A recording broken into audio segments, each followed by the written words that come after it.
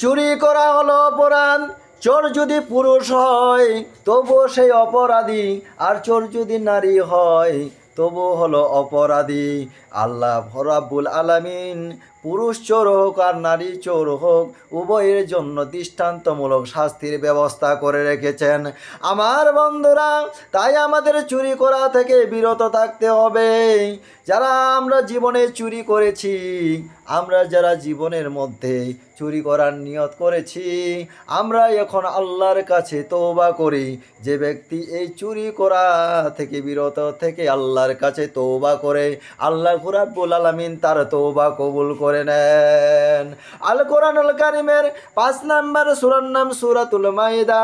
এই সূরাতুল মাইদার 39 নম্বর আয়াতে আল্লাহ তাবারাক ওয়া তাআলা বলেন, ফামান তাবা মিন বাদি যুলমিহি ওয়া সালাহা ফাইন্নাল্লাহা ইয়াতুবু আলাইহি ইন্নাল্লাহা গফুরুর রাহিম।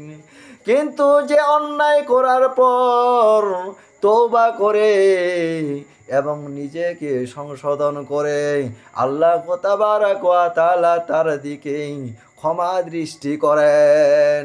সকলে সুবহানাল্লাহ।